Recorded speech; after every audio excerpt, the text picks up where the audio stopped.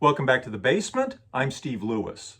As mentioned last time, there were two new singles from the Beach Boys in March 1966.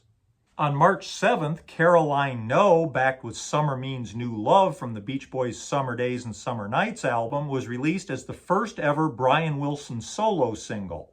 Just over 2 weeks later, on March 23rd, came a new Beach Boys single, Sloop John B, backed with You're So Good to Me from Summer Days and Summer Nights. It's a strange choice for a Beach Boys single, a cover of a traditional folk song. Like a lot of folk songs, it goes way back, and its actual origins are undocumented. Its first recorded appearance was in the December 1916 issue of Harper's Monthly magazine. The lyrics are transcribed in Coral Islands and Mangrove Trees, a story about an adventure in Nassau, the Bahamas, by English author and poet Richard Le Gallienne. In the story, the captain of the boat the narrator is sailing on engages the crew in singing the song, which he says is the best known of the island's folk songs. He admits that you need to know the tune to properly appreciate it, but copies out the lyrics all the same. I was surprised that the lyrics, as he relates them, aren't all that different from what the Beach Boys recorded nearly 50 years later. The most notable differences are, the first mate breaks up the people's trunk, it's Mr. Johnstone instead of Sheriff John Stone, it's the captain's pig who eats up all the corn, it's the worst trip since they've been born, and there are two additional verses that aren't in the Beach Boys version. Those last two verses were also omitted when it appeared in poet Carl Sandburg's collection of traditional folk songs, The American Song Bag, in 1927, which was a popular source of material for folk enthusiasts for decades. By the way, I noticed that Sandburg already has the poor cook and not the captain's pig eating up all the corn. Le Gallienne and Sandburg both give the song's title as The John B. Sails. Over the years, it's been known by other variations like John B., The Wreck of the John B., and I Want to Go Home. The first known sound recording was made by legendary folk music archivist Alan Lomax in a field recording of the Cleveland Simmons Group singing the song in the Bahamas in 1935. The earliest commercially recorded version seems to have been by the Weavers in 1950. Carl Sandburg was clear that he didn't write the songs that he included in his songbook, but he gets label credit anyway, as does Weavers member Lee Hayes. The Weavers version omits the third verse and changes Mr. Johnstone to Sheriff John Stone. Their recording features a swing band and is stylistically reminiscent of the Andrews Sisters' big 1945 hit, Rum and Coca-Cola. Other notable early recordings include Blind Blake in 1952, Johnny Cash in 1959, Lonnie Donegan in 1960, which was a number 5 hit in the UK, Jimmy Rogers in the same year, which hit US number 64 and spent 3 weeks at number 1 in Canada, an R&B influence take by Jerry Butler in 1961, a gentle exotica version by the Arthur Lyman Group in 1962, a version with a string section and a gentle vocal by Dick Dale and the Deltones, also in 1962, and a rock and roll version by Barry McGuire in 1965. Of course, the most influential recording for the Beach Boys was the 1958 version by Al Jardine's beloved Kingston Trio. Even though the Kingston Trio's acoustic guitar and vocal arrangement is quite different from the Weavers, their version credits the Weavers on the record label. Based on the evidence, I think that we can say that Sloop John B came to Al from the Kingston Trio, who got it from the Weavers, who got it from Carl Sandburg. Al brought it to Brian's attention at a recording session at Western Recorders in 1965. In the Making of Pet Sounds booklet in the Pet Sound Sessions box set, he says he thinks it might have been during a session for Let Him Run Wild, which would have put it sometime in the second half of March. He says he had some time with Brian alone at the piano and presented Sloop John B as a suggestion for the group. Brian was initially uninterested, so Al worked out a slightly more complex and slightly more Beach Boys style presentation and tried again. It's not clear from Al's quote whether he played his arrangement for Brian that same night or later on. In any case, he says he got a call from Brian the next day to come to the studio to hear the track, which blew him away. He's quoted in the Making of Pet Sounds booklet as saying, "The idea stage to the completed track took less than 24 hours." In both of Brian's memoirs, he essentially remembers it the same way. That once Al convinced him it was right for the Beach Boys, he worked out an arrangement and recorded the basic tracks literally overnight, and recalls how delighted Al was when he called him into the studio to hear it. All sources seem to agree that Brian recorded the backing track with the Wrecking Crew on July 12, 1965, which is about 3.5 months after Al says he first presented the idea. It was a week after the release of Summer Days and Summer Nights, and the same day California Girls was released as a single. At the time, Al and the rest of the touring group were on the East Coast. They flew into Raleigh-Durham Airport on July 12th and played a show at Dorton Arena in Raleigh, North Carolina that evening. So it seems that whatever Brian played for Al must have been some kind of early demo. The liner notes for the 1990 Pet Sounds CD release, which were reprinted in the Pet Sounds Sessions box set, mentions that reportedly an acoustic version of this song was recorded by the Beach Boys in 1965. The Pet Sounds Sessions notes adds that they weren't able to locate it for the box set. That might be the version that Brian first played for Al. On the other hand, if it was actually recorded by the group, it doesn't quite make sense that Brian would be calling Al to the studio to hear it. In I Am Brian Wilson, Brian says that he met Van Dyke Parks after someone played Van Dyke an early version of Sloop John B. He doesn't elaborate on that particular point, but clearly an early version existed. If anybody has a better grasp of the sequence of events, I hope you'll pass it along. In any case, the basic track seems to have been set aside for more than 5 months while the group recorded The Little Girl I Once Knew and the Party album. The box set liner notes tell us the vocals were recorded on December 22, 1965, with additional vocals added at an unknown date. The distinctive 12-string guitar was added by Billy Strange on December 29th. The Beach Boys make some notable lyrical changes from the Kingston Trio version. The People's Trunk becomes the Captain's Trunk. I've tried to figure out what People's Trunk means. From what I can find, I think it means common storage, like for the crew's provisions. But let me know if I'm wrong about that. Anyway, the Captain's Trunk seems easier to understand. Also, the worst trip since I've been born has been changed to the worst trip I've ever been on. Phonetically, I think it sounds better. Of course, by 1966, going on a trip had taken on an alternate meaning that was certainly not lost on Brian or on most of the audience. The Pet Sounds Sessions box gives us highlights of the July 12th tracking session and 2 versions with alternate vocals. One with Carl singing the first verse and one with Brian singing lead throughout. They both use the finished backing track, though the Brian-only mix is much rougher and still uses the lyrics, "The People's Trunk," "This is the worst trip since I've been born," and "I feel so break up" instead of "I feel so broke up." Undoubtedly, it must predate the Carl version, which has the other lyrical changes, but still uses break up instead of broke up. I suspect Brian's vocal is a guide for the others and that he never really intended to sing the whole thing himself.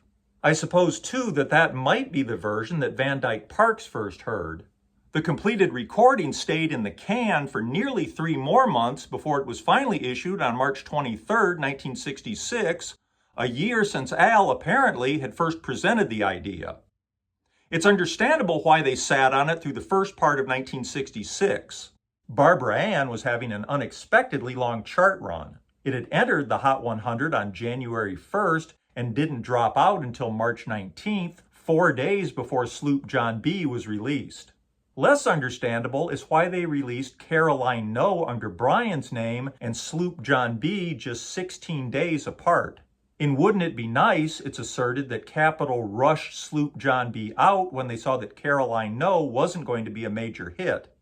That doesn't seem plausible if you look at the timing. At the time Sloop John B was released, Caroline No hadn't been out long enough to begin charting. 3 days later, Caroline No enters the Hot 100 at 80, 1 slot higher than the initial position of their big hit, Barbara Ann, in its first week in the Hot 100. It doesn't seem possible that Sloop John B could have been released in response to Caroline No's chart performance, since it came out before Caroline No had started performing. I'm not sure how much weight to give it, but I noticed too that Sloop John B's catalog number 5602 is lower than Caroline No's number 5610. Typically, that would mean that Capitol planned the Sloop John B single first, even if it was released second. Of course, the cardinal rule is you don't put out a new single until your last single has finished its chart run. Otherwise, you're competing against yourself and diminishing the return for both records. So why would Capitol put out a Brian Wilson solo single and a Beach Boys single 16 days apart? An even more pertinent question might be, why was Caroline No released as a Brian Wilson solo single? Brian is the only Beach Boy on it, so from that perspective it makes sense.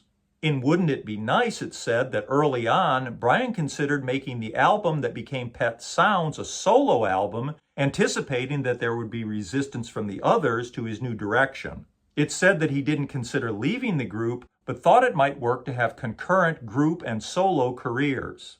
Buddy Holly had done that in the late 50s, releasing some recordings as the Crickets and others as Buddy Holly.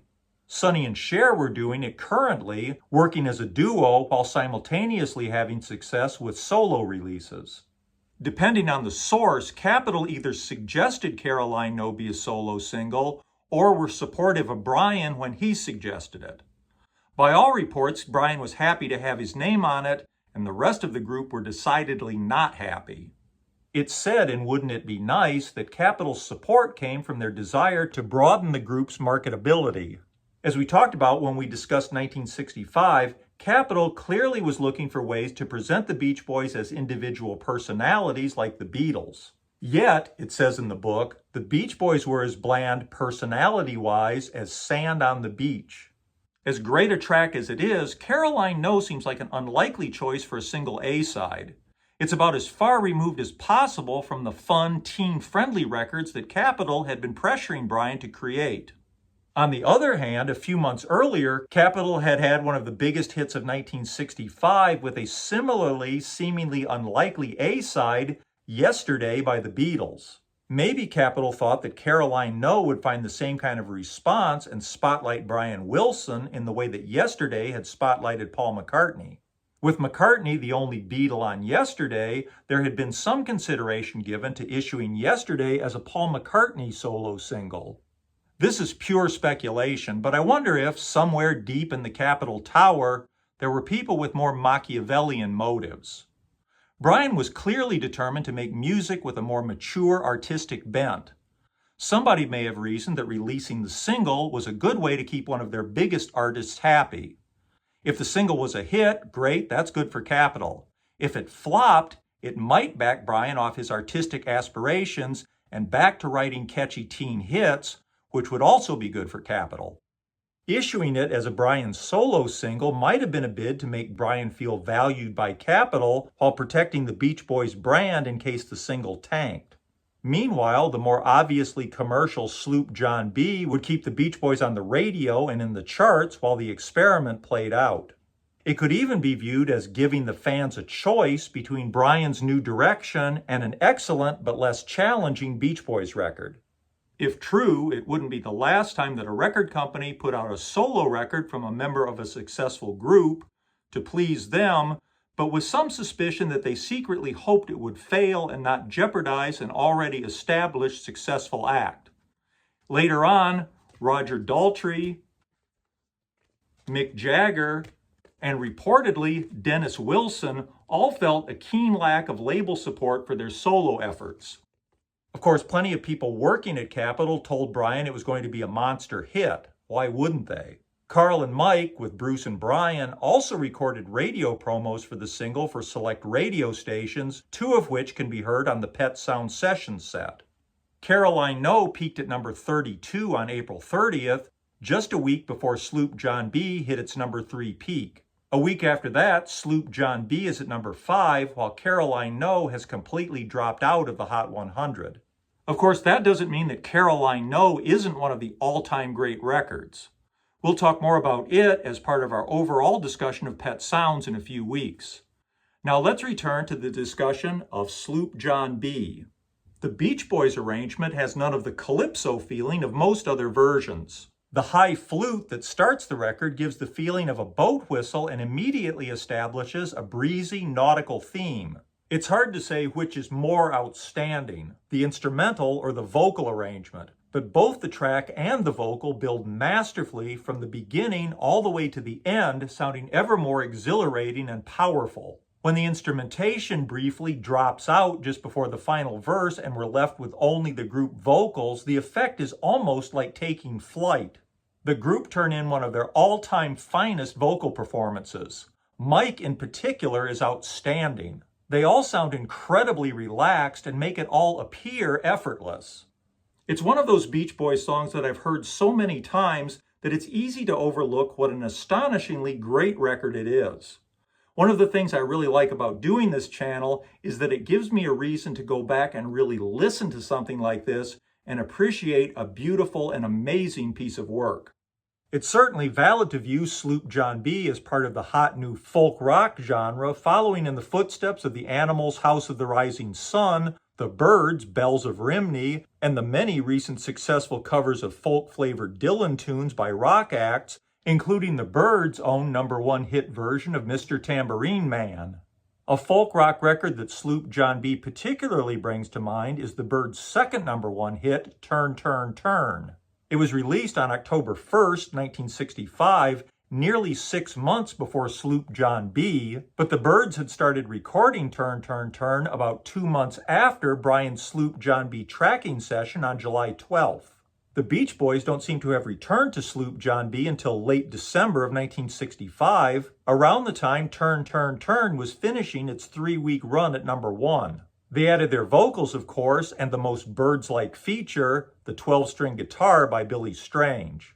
With that timing, I suppose it's possible that the success of Turn, Turn, Turn played a part in the Beach Boys returning to Sloop John B. nearly 6 months after recording the basic track and finishing it. While Turn, Turn, Turn may have influenced Sloop John B., it seems even more likely that Sloop John B. influenced the next Beatles single, Paperback Writer. The vocal arrangement is clearly influenced by the Beach Boys, and the portion where the track drops out, leaving only the Beatles' vocals, seems drawn directly from what Brian did with Sloop John B. While I couldn't find him specifically citing Sloop John B., Paul McCartney has said that Paperback Writer was a nod to the Beach Boys. As mentioned, Sloop John B. peaked at #3 on the charts on May 7th, 1966, behind Monday, Monday by the Mamas and the Papas and Good Lovin' by the Young Rascals. Though it wasn't part of the Pet Sounds project, Capitol will understandably insist on including such a major hit on the next Beach Boys album. Especially, I'm sure, after the less than stellar performance of the Caroline No single. We'll talk more about the inclusion of Sloop John B. on Pet Sounds in a few weeks. That'll do it for this time. Next time, we will resume our look at pop culture in the year 1966 with music and television. Meanwhile, I look forward very much to your feedback on this. I know there will be a lot of interesting perspectives, and I'm sure a lot of great information. Thanks for watching. Please hit like if you don't mind, subscribe if you haven't. Have a great week. Bye.